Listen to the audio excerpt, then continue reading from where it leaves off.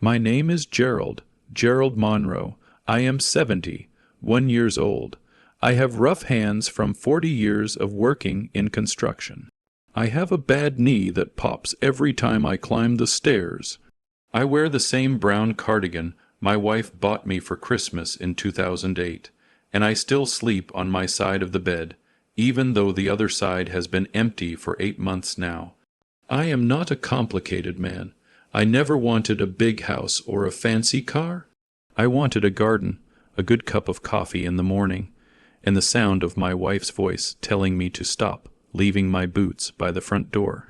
But Elinor is gone now, and everything she left behind, every dollar she saved, every decision she made, every quiet sacrifice she poured into our family for 43 years, became the reason my own daughter looked me in the eye and decided I was no longer useful. She hired a doctor, a fake one, to have me declared mentally incompetent. And for 4 months, I let her think it was working. For 4 months, I shuffled around my own house like I didn't know what year it was. I stared at walls. I called my daughter by the wrong name. I pretended I couldn't remember where the bathroom was. And the whole time, every single day, I was recording everything, every conversation, every whispered phone call, every meeting in my own living room where they divided up my life like it was a yard sale. I want you to understand something before I go any further. This is not a story about money. This is a story about what grief does to a family, what greed does to a person, and what a quiet old man is capable of when the people he loves most in the world give him no other choice. Let me take you back to the beginning. I met Elinor Diane Marsh in the summer of 1979. She was 24 years old and working the counter at a hardware store in our small town of Millbrook, Tennessee. I walked in to buy a box of nails, and I walked out an hour later having talked to her about everything. Her mother's garden, my father's farm, the book she was reading, the dream she had about moving somewhere with mountains. I married her 11 months later. People said we were too young. People said we were too different. Elinor was educated, thoughtful, careful with her words. I was a working man who barely finished high school. I used my hands more than my mouth, but we understood each other in a way that didn't need explaining. We built a life the slow, honest way. I started my own small construction company when we were in our 30s. Nothing glamorous, residential homes, driveways, small commercial builds. Elinor kept the books. She was brilliant with numbers. While I was pouring concrete, she was reading investment books and quietly growing what little we had into something more. We had 2 children. Our son Marcus came first. He is 44 now, lives in Colorado with his wife, Dana, and their 2 kids. Marcus is a good man, steady, honest. He never asked us for anything he hadn't earned. Then came Patricia. Tricia, we called her. She came 4 years after Marcus, and from the very beginning she was different. Brighter, louder, more demanding of attention. Elinor always said Tricia needed more love poured into her, because she was born with a hole in her heart that she kept trying to fill with things. I didn't understand what that meant when she said it. I understand it now. Tricia grew up beautiful and smart. She went to a good university, got a business degree, married a man named Clifford Webb, a lawyer with a firm jaw and a soft handshake. They live in Nashville in a house with a circular driveway and a wine cellar they show off to anyone who visits. We were proud of her. Elinor was especially proud. And then, on a Tuesday morning in October of last year, Elinor woke up, told me she felt strange, sat down at the kitchen table, and was gone before the ambulance arrived. A massive heart attack, 43 years of marriage, 43 years of sharing meals and arguments and laughter and silence. And it ended in 4 minutes at our kitchen table, with her coffee still warm in the cup. I held her hand until they made me let go. I won't pretend the weeks after Elinor's death were anything other than dark. I stopped eating properly. I forgot to pay the electric bill. I sat in the garden for hours, and didn't know how long I'd been there. Marcus flew out from Colorado and stayed for 3 weeks. He cooked for me, took me to appointments, sat with me in the evenings without needing to say anything. Tricia came too. In the beginning, she was caring. She cried at the funeral, held my arm, told me I didn't have to worry about anything. "Daddy," she said, "you just rest. We'll handle everything." I should have paid more attention to the word everything. 6 weeks after Eleanor's passing, we sat in the office of her attorney, a man named Harold Fitch. Harold had handled Eleanor's affairs for years. She trusted him completely. What Harold read to us that afternoon changed the temperature in the room. Eleanor had been far more careful than any of us knew. Her investments, her retirement accounts, a life insurance policy she had maintained for 20 years, the value of our home, and several smart real estate purchases she had made quietly over the past decade, it all added up to just over $15 million. I sat there with my hands on my knees, and I felt nothing but a deep, aching love for this woman who had worked so quietly, so carefully, for so long. Marcus reached over and squeezed my arm. Tricia went very still. Harold explained the terms. Everything came to me first, as the surviving spouse, held in a trust that Eleanor had set up. She had been specific.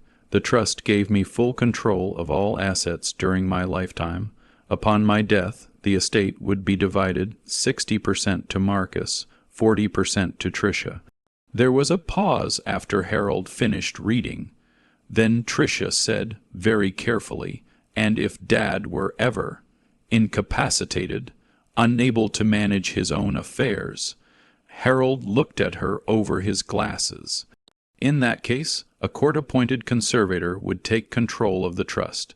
Your mother specified that both children would need to agree on any such conservator, but the process would begin with a medical evaluation." Tricia nodded slowly. "Just good to know," she said, "for planning purposes." I noticed the look on Marcus's face, a small frown quickly hidden. But I was too deep in my grief to pull on that thread. That was my first mistake. 3 months after the funeral, Tricia started coming around more. At first, I was grateful. She would bring food, sit with me, ask about my health. Clifford came sometimes too, standing in my living room in his pressed shirts, looking at things, the furniture, the bookshelves, the framed photographs, with an expression I can only describe as calculating. Then she started bringing a man named Dr. Raymond Holloway. He was introduced to me as a friend who specializes in elder care. He was perhaps 50 years old, well-dressed, pleasant. He asked me questions about my memory, my sleep, my daily routine. He said he was just checking in. I answered his questions honestly. Then I started noticing things. I noticed Tricia would steer our conversations in strange directions. She would ask me what I had for breakfast, then look at Dr. Holloway when I answered. She would mention something that had happened a few weeks before and watch my face when I responded. One afternoon she said, "Daddy, do you remember calling me last Tuesday?" I had not called her last Tuesday. I was certain of it. "I don't think I called you," I said. She smiled sadly. "You did, Daddy. You talked to me for 20 minutes. Don't you remember?" I started to second, guess myself. That is the thing about grief.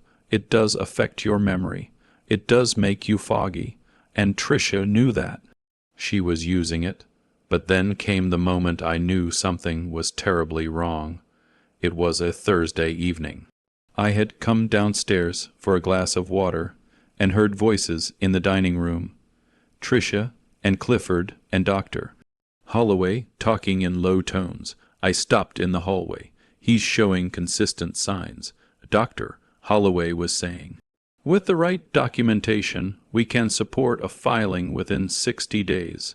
And the trust," Clifford's voice. "Once he's declared incompetent, the court appoints a conservator. If you move quickly, we have to be careful," Tricia said. "Marcus can't know yet." There was a pause. "The evaluation report will say what it needs to say." "Doctor," Holloway said, "I've done this before."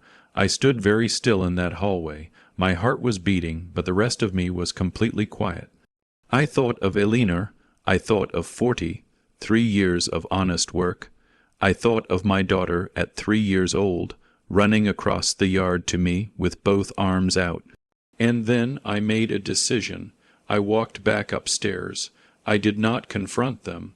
I did not call Marcus. I did not call Harold.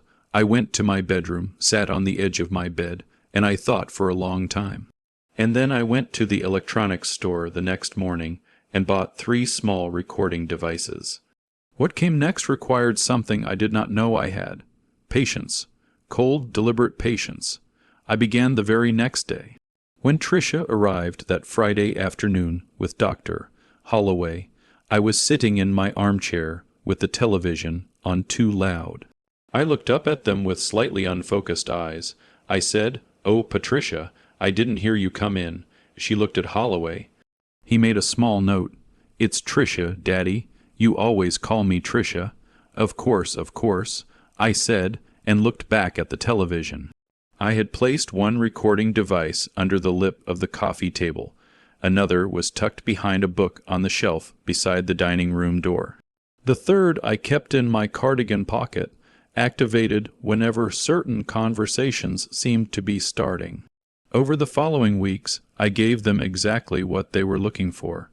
I forgot things selectively and carefully. I called Clifford by the wrong name. I confused dates. I stared at simple objects too long. Once, when Dr. Holloway asked me who the current president was, I named someone from 20 years ago. I watched him write furiously in his notepad. And every night I went upstairs, locked my door, and listened to the recordings. What I heard was worse than I had imagined. The recordings painted a picture so cold and deliberate that some nights I had to put them down and go stand in the garden just to breathe. Dr. Raymond Holloway was not a licensed psychiatrist. I confirmed this later with Harold. His credentials were from an institution that no longer existed. He had lost his license in another state 7 years earlier following a fraud case. He was, effectively, selling medical opinions to families who wanted to control elderly relatives. Tricia had found him through Clifford's professional network.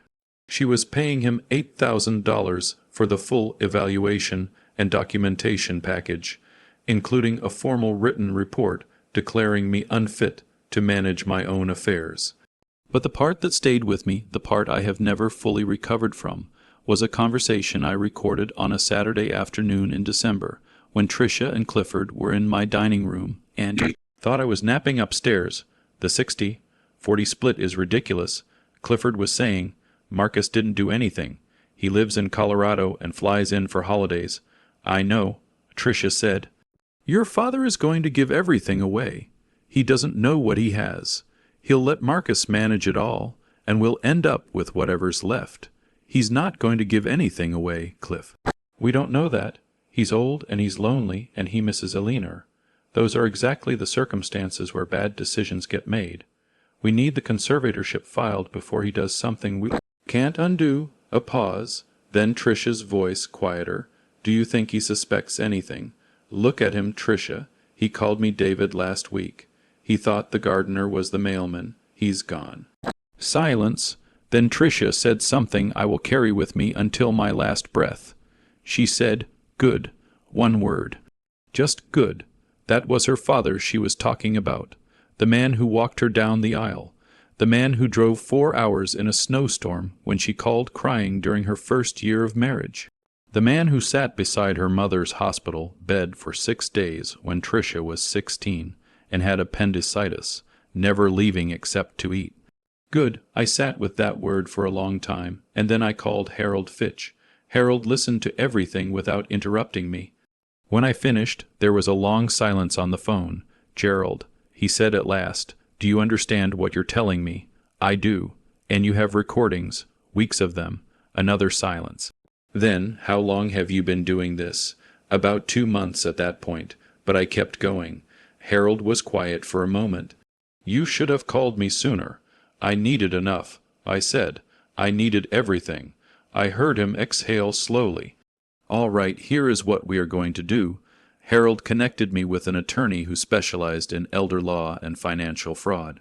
Her name was Sylvia Crane, a small, precise woman in her early 50s who wore reading glasses on a chain and had the kind of calm that comes from having seen every variety of human ugliness and not being surprised by any of it. Sylvia reviewed the recordings. She brought in an investigator to confirm Holloway's fraudulent credentials. She prepared a full legal response, sealed and filed, ready to deploy at exactly the right moment. Meanwhile, I kept performing. 4 months in total. 4 months of shuffling and forgetting and staring blankly. Tricia filed a petition for conservatorship with the court. She submitted Dr. Holloway's report. She told the court her father was deteriorating rapidly, that she feared for his safety, that she only wanted to protect him. The hearing was scheduled for a Thursday in February. I called Marcus the week before. He answered on the second ring. "Hey, Dad, how are you doing? I need you to fly out," I said, "and I need you to not tell your sister." A pause. "Dad, what's going on? I'll explain everything when you get here. Can you come? I'm booking the flight right now," he said. That is the difference between my 2 children, and I say that not with bitterness, but with a sorrow that has no name. Marcus arrived on a Wednesday evening. I opened the door, and he looked at me with those careful eyes of his, trying to read whether I was truly the man his sister had described in her court filing.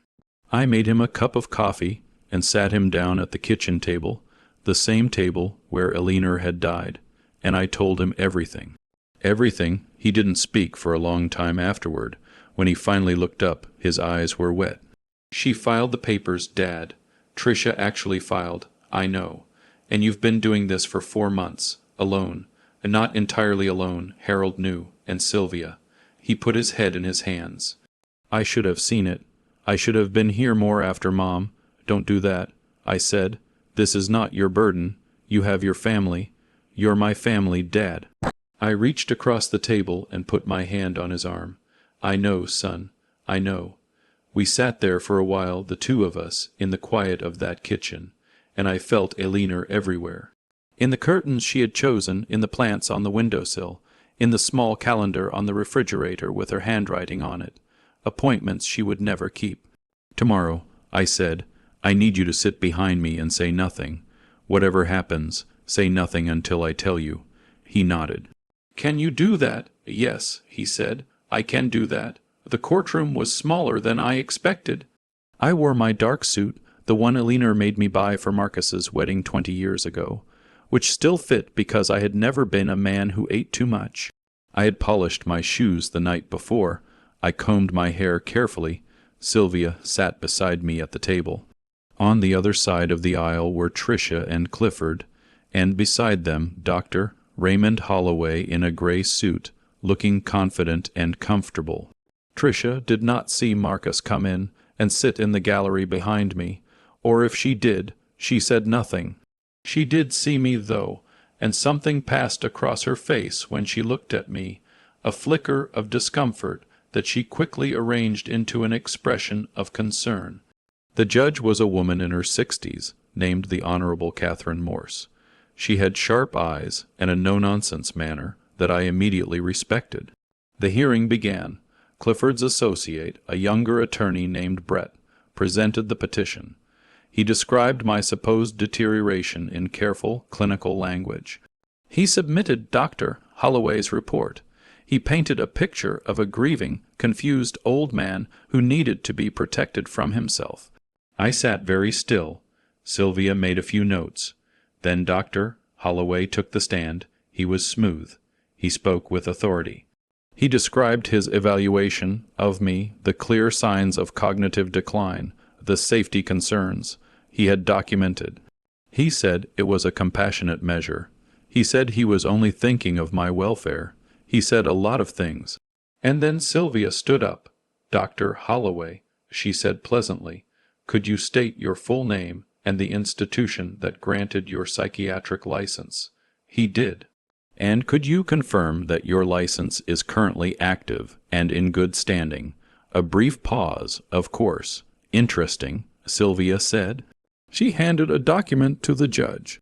Your Honor, I'd like to submit to the court a certified report from the State Medical Licensing Board confirming that Dr. Raymond Holloway's psychiatric license was revoked in 2017 following fraud conviction in Kentucky. The institution he cited as his licensing body closed in 2019. The room shifted. Clifford leaned forward. Tricia's hand gripped the edge of the table. Holloway's composure cracked just slightly, like a hairline fracture in glass. Furthermore, Sylvia continued, I'd like to submit to the court 47 hours of audio recordings made by Mr. Gerald Monroe in his own home over a period of 4 months, in which Ms. Patricia Webb and Mr. Clifford Webb are heard discussing the deliberate plan to have Mr. Monroe falsely declared incompetent in order to seize control of the trust established by the late Eleanor Monroe. Complete silence. Judge Morse looked up from the documents slowly. 47 hours, she said. Yes, Your Honor. I turned then. It was the first time I had looked directly at Tricia during the hearing. She was staring at me, not at Sylvia, not at the judge, not at Clifford, who had gone a strange color beside her, at me, and she saw it as she saw me, clearly, completely, for the first time in 4 months. She saw that my eyes were sharp. She saw that my hands were steady. She saw that the man sitting across this courtroom was not the confused, shuffling ghost she had been practicing her grief on. I watched understanding travel across her face like a cold wind. And then Tricia Webb, my daughter, the little girl I had carried on my shoulders, the young woman I had danced with at her wedding, the person I had loved for 40 years without condition or account, started to cry, not polite tears, not the calculated weeping she had performed at Eleanor's funeral. These were ugly, heaving sobs that she seemed to have no control over. Her whole body shook with them. She pressed both hands to her face, and she wept in a way I had not seen since she was a small child. I'm sorry, she gasped. I'm sorry, I'm sorry, I'm sorry. Judge Morse asked for order. Clifford put his hand on her arm, but she shook him off. Daddy, she said, and her voice was broken into pieces. Daddy, I'm so sorry. I did not respond. I turned back to face the front of the courtroom, and I let the silence sit where it needed to sit. The hearing went on for another hour and a half. What came out piece by piece was this. Dr. Holloway had done this before 3 other families in 2 states. Sylvia's investigator had found them. 2 of those families had lost control of their assets before anyone realized what was happening. The 3rd had escaped only because a neighbor had grown suspicious. Clifford had known about Holloway's history. He had specifically chosen him because of it, because a man who had already committed this kind of fraud once was easy to control. He knew what was at stake, and Tricia had told herself a story. I heard it later in fragments, through what she eventually said. She had told herself that I was genuinely struggling, that she was genuinely worried, that taking control of the trust was simply protecting it, protecting me, protecting the family's future. She had wrapped the greed in enough concern that, for a while, she had almost believed it herself. Almost. But that word she had said, good, that single word, when Clifford said I was gone. That word had not come from concern. That word had come from somewhere else entirely. Judge Morse dismissed the petition for conservatorship with what I can only describe as visible contempt. She referred the matter to the district attorney's office for criminal investigation of both Clifford and Holloway on charges including fraud, conspiracy, and elder financial abuse. She looked at Tricia for a long moment before she spoke. Mrs. Webb, she said, I have been on this bench for 19 years. I have seen families at their worst. What occurred here, using your father's grief as a weapon against him, is among the most callous things I have witnessed in this courtroom. This court finds in Mr. Monroe's favor on all counts. This hearing is concluded. She struck the gavel. And just like that, it was over. Outside the courthouse, in the gray February air, Tricia found me. Marcus was beside me. He had not spoken during the entire hearing, just as I'd asked. Now he stepped back slightly to give her room to speak, but stayed close. She looked smaller outside, without the courtroom structure around her, without Clifford, who was speaking urgently to Brett several feet away. She looked like someone who had run very fast and very far, and had suddenly run out of road. "Daddy," she said. I looked at her. "I don't know where to start," she said. "I don't know if there's anything I can say that—" Her voice broke. "He pushed me. Clifford kept saying if we didn't do something you would give it all away, or you would get confused, and someone would take advantage of you. And I convinced myself that I was already gone," I said quietly. She flinched. "You decided it was easier." I said, "if I was just already gone, like your mother, easier to manage, easier to explain." "No," she said. "No, Daddy. I recorded the conversation, Tricia. I heard you say good." She went very still. The word lay between us in the cold air. "I have asked myself," I said, keeping my voice low and even, "every single day for 4 months, what your mother would say if she could see what was happening. Elinor loved you more than you will ever understand. She worked for 40 years so that you and Marcus would be protected. And you looked at everything she built and saw a problem to be solved." Tricia was crying again, silently this time. "I am not a perfect man," I said. "I have never been, but I loved your mother faithfully. I worked honestly. I tried to raise you and your brother to be decent people. And when your mother died, when I lost the most important person in my life, you saw an opportunity." "I'm sorry," she whispered. "I know you are." I said, "Right now, in this parking lot, you are. When things have consequences, people are always sorry." I looked at her for a long time. "Go home, Tricia." And I turned and walked to Marcus's car, and I got in, and I looked straight ahead as he pulled out of the parking lot. Clifford was charged. Holloway was charged. There were hearings and negotiations, and the particular slow grind of the legal system. I will not walk you through all of it. What I will tell you is this: Marcus flew out every month. His wife, Dana, a quiet woman I had never fully appreciated before, started calling me on Sunday mornings just to talk. Their kids, my grandchildren, 14 and 11, sent me drawings and letters. I put every single one on the refrigerator, covering the spaces where Elinor's handwriting had faded. I kept my garden. I kept my cardigan. I made my coffee every morning and sat at the kitchen table and told Elinor about my day, because that is a habit 43 years long, and I am not interested in breaking it. Harold visited once a month to go over the trust. Elinor's money grew quietly, the way she always intended it to. I made no dramatic decisions. I changed nothing. I simply lived the way she would have wanted me to. Tricia called 3 months after the hearing. I answered. We talked for a long time. It was not an easy conversation. I did not offer her easy forgiveness, because easy forgiveness is not honest forgiveness, and honesty was the only thing I had left to give. But I told her that she was still my daughter. I told her that Elinor would want us to find our way back to something, even if it was smaller and more careful than what we had before. I told her that forgiveness was a process, and I was willing to begin it, but that beginning it was different from completing it, and she would need to be patient with me. She said, "I know, Daddy, I know. Clifford pled guilty to reduced charges. He lost his law license. They are, as of now, navigating what a marriage looks like after something like that. I do not know how that ends. It is not my story to know. What I know is my own. I want to tell you one more thing before I finish." About 2 weeks after the hearing, I was going through Elinor's desk in the study, something I had been avoiding for months, because opening those drawers felt like opening a door into a room I wasn't ready to enter. In the bottom drawer, beneath her folders and her notebooks, I found an envelope. My name was on it, in her handwriting. I sat down in her desk chair, and I held it for a while before I opened it. She had written it 6 months before she died.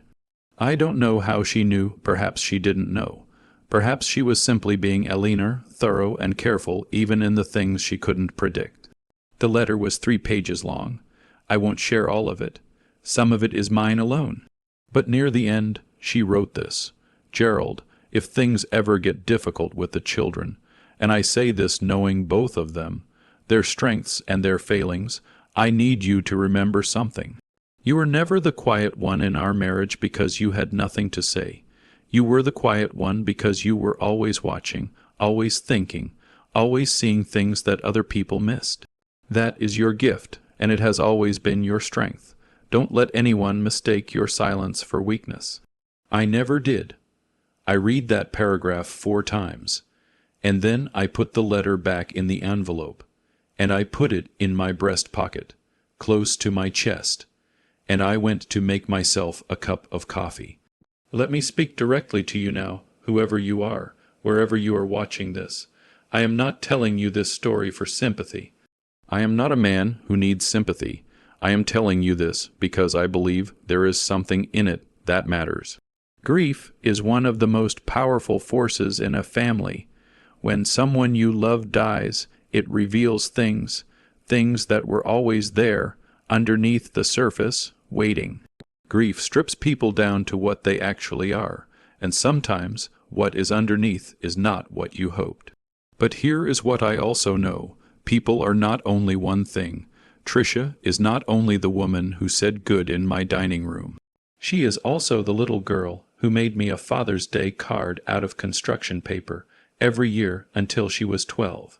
She is also the young woman who sat up with me when I had pneumonia one winter, changed my fever cloth every 2 hours through the night without being asked. She lost her way.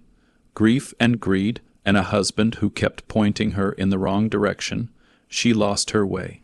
The question of whether she finds it again is hers to answer, not mine. What I know is that silence is not the same as weakness. Patience is not the same as passivity, and an old man sitting in an armchair staring at the wall may be seeing more clearly than anyone in the room. I kept my wife's trust, not just the legal document, but the actual trust, the belief she had in me. I kept it by being exactly what she knew I was, a man who watches, who thinks, who acts when the moment is right. I am 71 years old. I have a bad knee and a brown cardigan and coffee every morning at a kitchen table that still has the ghost of Eleanor in the chair across from me. I am not a complicated man, but I am still here, and that, more than the $15 million, more than the court ruling, more than any of it, that is what matters. That is what she left me.